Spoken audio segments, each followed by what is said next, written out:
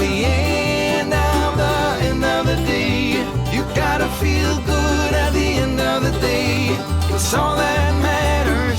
Oh, I pray just to feel good at the end of the day.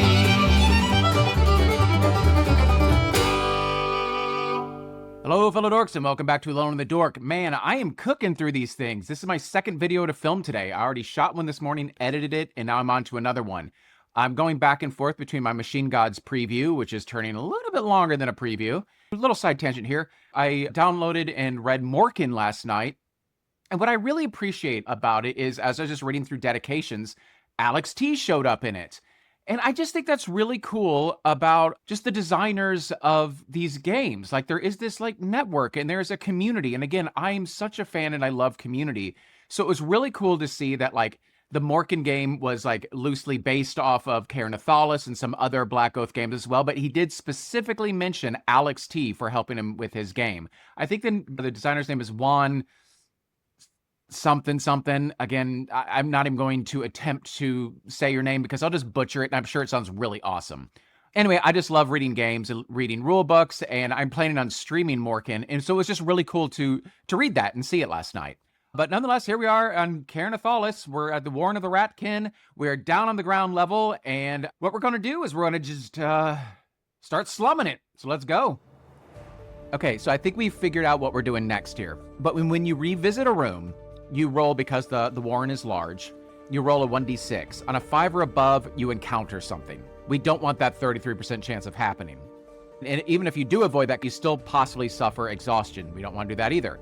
So our best case scenario here is we don't want to return anywhere. And there is actually a way to circumnavigate the Warren here. What my concern is right now, I think we are going to need to blow up the gate. I'm assuming that I don't know, maybe blow up the cathedral. I don't know. But getting through the gate may be tough. So I feel like what we want to do is make our way south and check out the gate, then go back to the center and then hit everything and just go through one time. And hopefully we don't have to keep doubling back on ourselves. That's kind of my concern right now, is we don't want to be doubling back on ourselves. But I think that's our best case scenario, is just going straight south. So let's do it. We're at 21. We are going down to 20. And of course, we get a roll on that tension die. It is a D4, so oh my gosh, are we ready for the next tension die? I really was trying to name the last session like Die Hard, D4 with a Vengeance, but it was hard to know that that was making a riff on Die Hard. And I was thinking like D4 to D4, because that's what last session was. Our tension die started at a D4, and by the end of it, we were back at a D4. Oh, the tension die is killing me. Okay, we're going down to 20. Oh, which is the feasting pits. So let's just do the tension die now and just get it over with. All right, first roll of the game. And it sucks my butt. That's a 1. So, all right, we reset the tension back to an 8. That's good. Let's see what awfulness happens here. Come on, just give me a break. A 1. All right, that's easy to find. This may not be good either. A choir of howls fills the air. All animal opponents receive a +10 combat skill. That may be okay. Maybe, I don't know. Anyway, that's okay. We can deal with that. So let's write that down. That could have been worse, I think.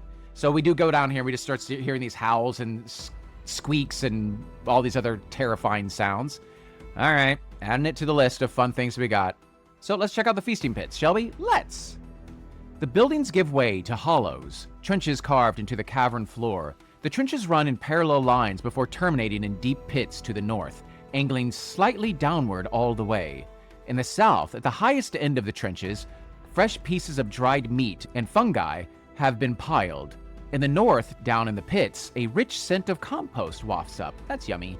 So again, this is what we did though. Singing my walking song. I'm assuming we can kind of go through that little area, and we're here. Boink. All right, so that's where we are. Okay, so let's see what we got here. Pilfering the food. Some of the meat is edible. None of the mushrooms are. You may gather D4 rations here once per character. Okay, I mean, that's not bad. I've got some rations, but it's a way to quickly recover exhaustion. Every time you camp, you need to eat them. So it's probably not the worst thing just to get them. I'm here. It doesn't look like there's any bad effects yet. One more, of course. Okay, well, who cares? I got 9 rations. I mean, that should be enough to, knock on wood, get me through this game, at least. Okay, rations, up to 9.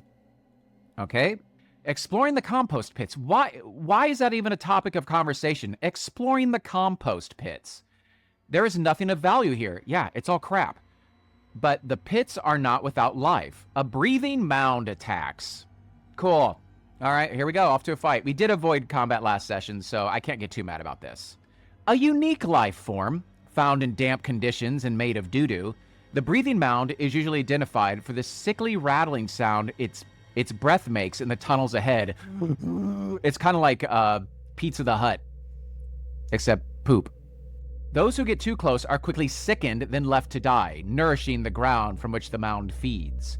Occasionally, alchemists cultivate small samples of these creatures, treating them as they would a sea sponge. But in a poorly ventilated laboratory, the results are inevitably the same. Cool, it's an animal. Guess what? It gets a +10. Stupid. Its mind is really low. I could actually sneak up on this thing, maybe. Venom respiration. At the end of each round in combat against this creature, make an endurance check or I take...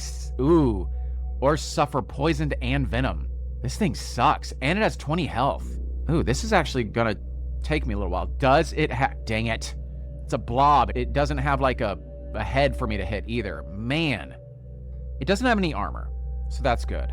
The poison is going to start stacking, and so is the venom, which makes sense. Okay, let's get going. Stealth versus mind. I could attempt to surprise this ding-dong.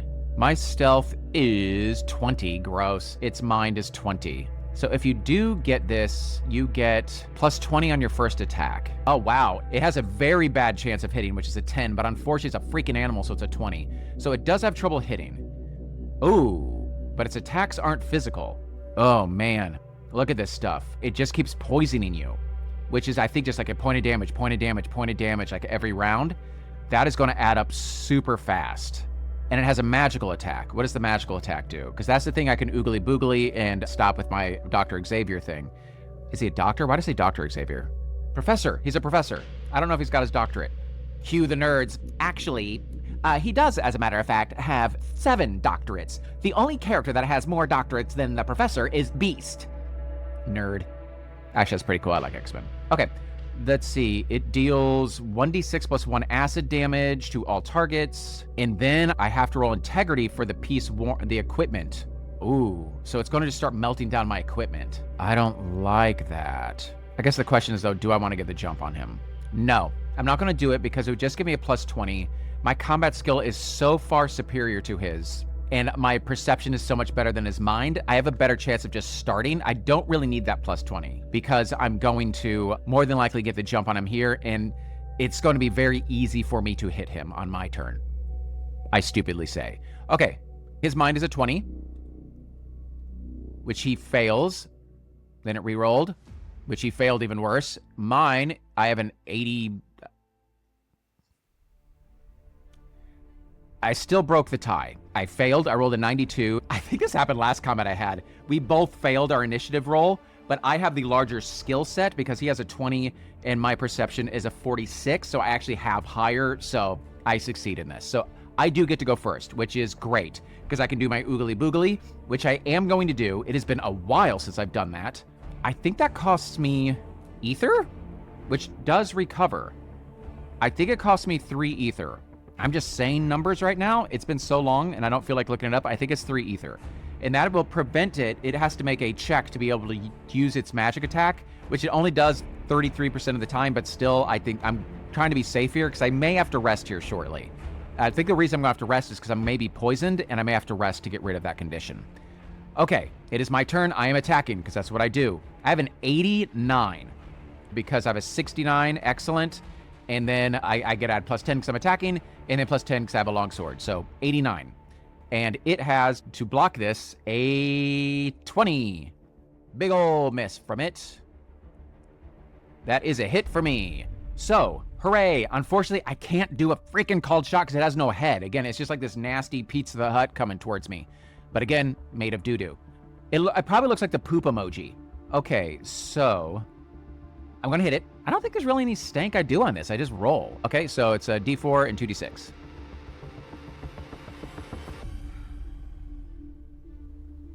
We're back to this. We're back to this. This is what happened with the Death Whelk. I kept rolling 1s on my D6s. I did roll a big old fat 2.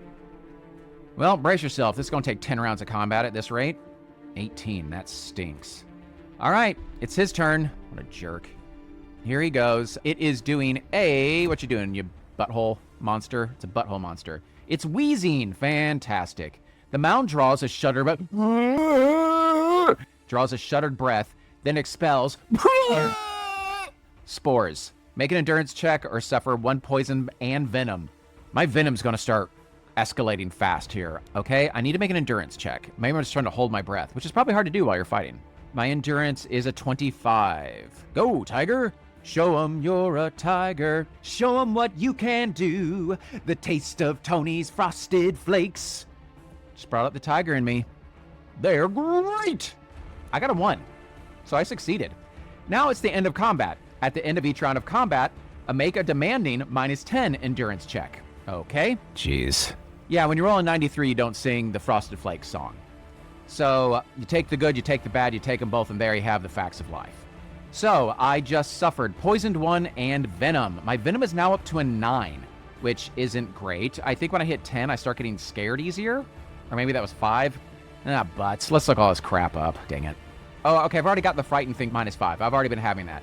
10 is it's getting hard to concentrate. You feel heavy and listless. The ground is cool and comforting. You suffer 1 exhaustion after each combat. Oh, I don't like that. Okay, not cool. And then poison is... A poison creature suffers an amount of damage equal to X every round until the condition is removed or resisted. The round after the condition takes hold, a poisoned character can attempt to resist its effects during their turn by passing an endurance check. It's a free action, so I can keep trying this on top of it. This is a cumulative condition. When out of combat, it deals 1 health damage per room. Poison damage ignores all armor. Poison can be removed by spending 1 bandage and passing a medicine check, which I can do that at camp, and I don't have to make the check. But it sounds like I can just keep trying to make this endurance check as a free action to... Oh, I'm just trying to resist the effects. I'm not getting rid of it. I'm resisting that it hits me with the damage. Okay. So, good to know. But I got a little bit of poison going in me right now from the poop monster. Oh, man, what was it? Oh, you know who he looks like? He looks like Chet. He looks like Chet from Weird Science. That's what he looks like. That is who I'm fighting. It's Chet from Weird Science. I knew Pizza the Hut wasn't quite accurate. I was like, isn't there like a poop version of that? There we go. That's what I'm here for, folks. Okay, my turn. So I did take a venom, and I suffered 1 poison. I'm going to write down the poison right now. So I do have a point of poison. And what I'm going to do again is try to do... I think I'm doing this right. And if I'm not, oh well. I am going to try to resist taking that 1 point of damage, which again is another endurance check. 25% chance. No, I took it. That's fine. So I'm down to... Is it fine? I'm down to 23 because my stupid toughness doesn't go all the way up to 30 anymore. Okay, it is my turn again. I am going to hit him because that's what I like to do. That's kind of what I do. I'm going to oogly boogly again. Again, I do get my ether back, so I may as well spend it while I've got it. Knocks us down to 7. I can do it 2 more times. It is going to try to block me. It has a 20. It just missed, and then I go. I have an 89. That is a hit for me. I would love to roll a little bit higher than last time, please. 1, 2, 3. I see a 6, and wow, I rolled really well that time. But I only take the highest, which is the 6, which is fine. That knocks it down to 12. So now we're cruising. Stella's getting her groove back. It's really weird. Just my first hit was like, I don't know. I was a little tentative about stabbing the poop monster. Chet, the poopamental. He's a temperamental poopamental. Okay, and then here he goes. Come on, I'd love to oogly boogly him. Dang it, he's still wheezing. Okay, so here he goes. I have to make an endurance check, or a lot of endurance checks this fight. So basically, I'm doing the same thing. I'm making 3 endurance checks in a row. 1 is regular. I passed it. I'm great. That, you know, sadly, that one was actually a pretty good Tony the Tiger impression, but it was so loud and so close to my mic, it probably like muted it out. That was a pretty good one. So I passed on that one. And then I need to make another one because it is the end of the round. It's because it's doing its venom respiration. So it's doing it again. So this one needs to be a 15 or below. Holy crap, it's a 10. And then I'm going to try to make it again to just not suffer the 1 point of poison damage. That'd be cool if I make it again. No, I got a 91. That's fair. So 22. All right, this is going to take at least 2 more rounds of combat. This is pretty much a wash, rinse, and repeat. And honestly, after you fight this thing, you should wash, rinse, and repeat. Here we go. I'm going first. Kia. That is a hit. It's got a 20. That is a miss. I am awesome. Nice. Another 6. Great.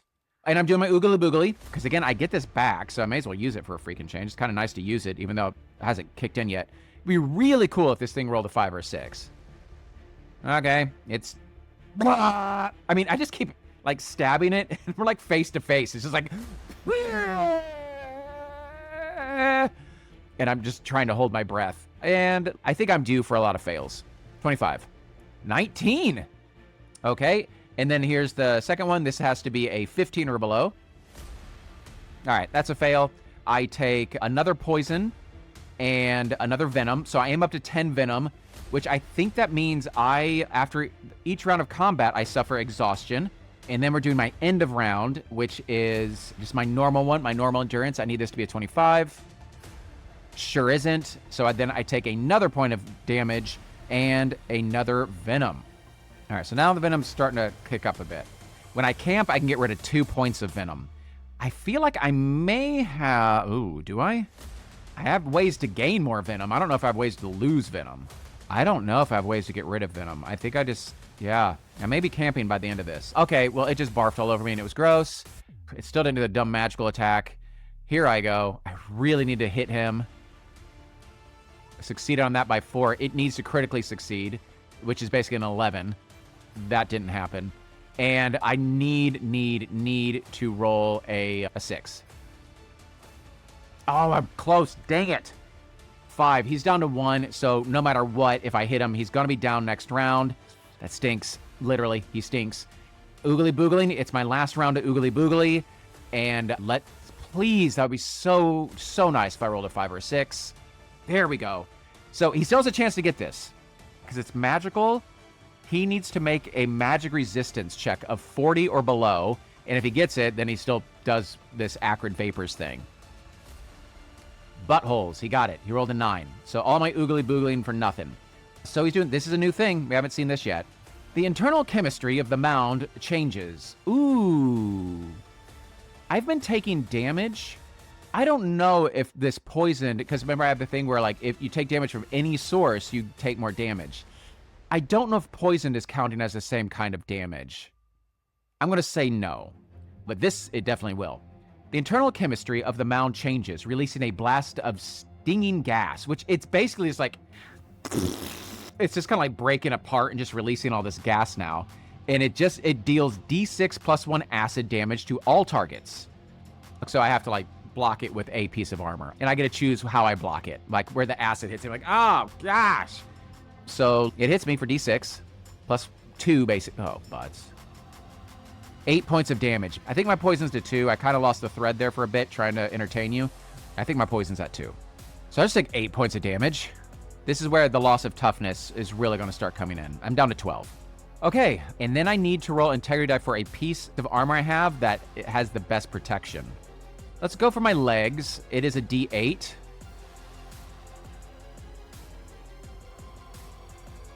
The usage die system and me are just not friends. It goes beyond the tension die. All right, it's down to a D6. All right, so it makes sense. Like, I'm trying to get away from it. It's just like squirting this acid all over the place. And that is the end of the round. I need to make a demanding endurance check. So this is 15. I got it exactly. Again, I feel like this game, I get unlucky in some ways, but I get really lucky in others, so it evens out.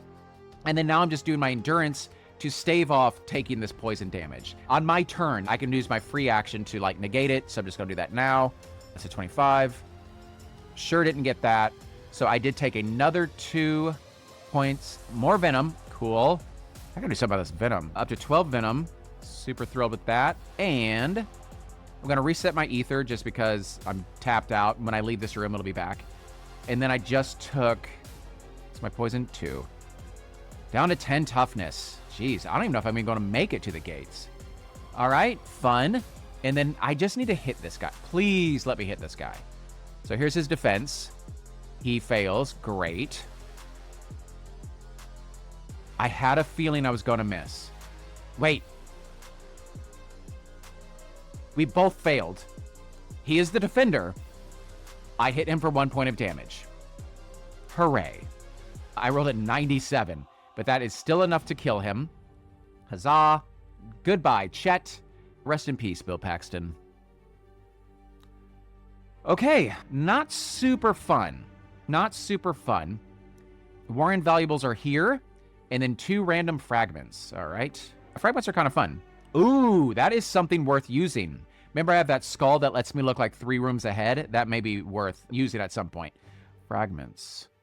So I think it was 2 fragments. I rolled 2d20, okay. A 3 and a 20. A jagged mirror fragment that, when shattered, creates illusory duplicates of the user to distract enemies. Plus 30 to dodge for the next 4 rounds. I don't dodge, I parry. But I'll take it. I can sell it or something. And then 20. Come on, I rolled high. That's gotta be something good, right? Did I get 20 before? A single hourglass that, when turned over, temporarily slows time for everyone except you. All enemies become dazed 3. That sounds pretty good. Let's look up dazed. That looks like that's probably a thing worth checking out. It's probably collected all these things and it's like fecal remains as it kind of sludges its way through life. So people are like, oh, look at that hourglass. Like, no, I don't need it that bad. Okay, dazed conditions. A dazed creature cannot initiate attacks during a number of rounds, so 3 rounds. If a creature is dazed again while still suffering from condition, the duration stacks. Cannot initiate attacks. That's worth putting in my belt before I know I have a big combat coming up. I'm scared to have it in my belt now because it's so powerful that it'll break or something like that. But that is a good thing to have in there. Okay. And then Warren valuables are here. D20. 15. Okay. Oh, another chemical suit. I should have been blocking 1 venom every time. So the chemical suit, which I already have, roll a d6. So this is like the cured apron. For each worn piece, reduce venom received from all sources other than items or effects. I'm pretty sure that was an effect. That's how I was getting it, was an effect. So I don't think that did it, but let's see where I get to put this on. Oh, greaves. Okay, great. So I have it on my torso and I have greaves. So that's great. So I have these gloves. Let's see what else I got in this room. Beyond the pits, a grove of tall mushrooms thrusts from the stone floor, fed by compost that has been heaped around it. A relic, the Shroom Forester's Helm. I do have a helmet. It's just a medium helmet. I got 2 of them, as a matter of fact. The Shroom Forester's Helm can be fished out of the top layer of mulch. Oh, I can just get it?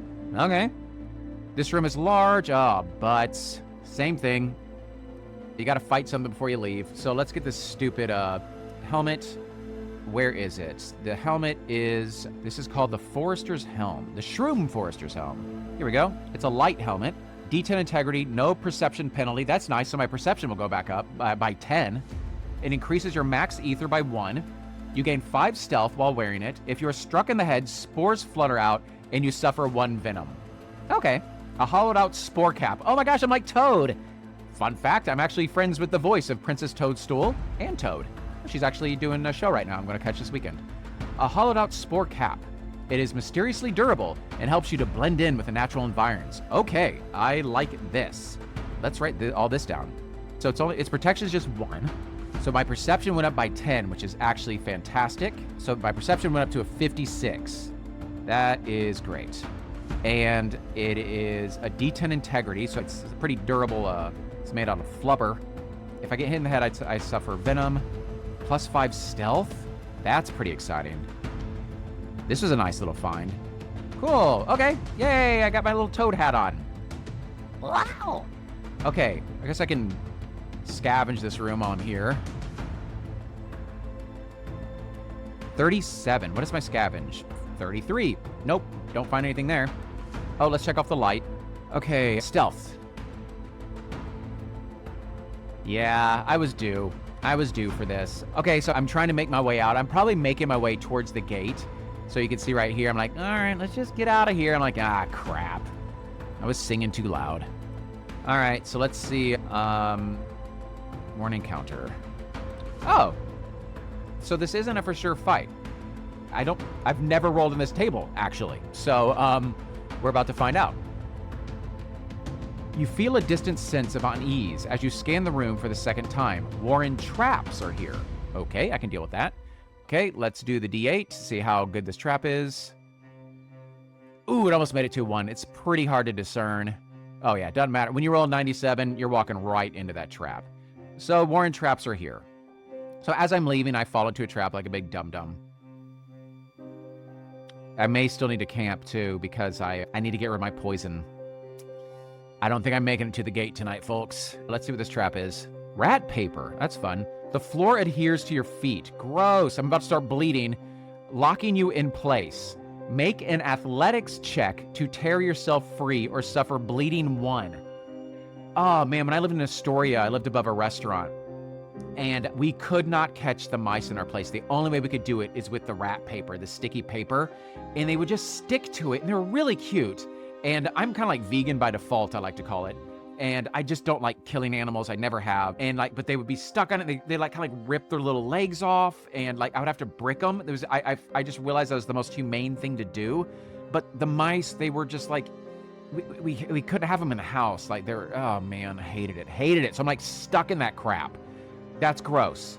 Make an athletics check to tear yourself free or suffer bleeding 1. Okay, I do have fairly good athletics. 47. 90. All right, well, I know the name of this episode is going to be called Mousetrap. So I'm suffering bleeding. I need to camp because I am already dealing with poisoned and bleeding now, and every time I enter a room, I'm going to start taking damage. So I'll be taking 1 damage from my bleeding, and then I think I was poisoned like 2 or 3, then another 2 or 3 on top of that. Yeah, I'm camping. This is the room I'm doing that in. It's a big room. I can find a place to hunker down. Didn't even make it to the gate.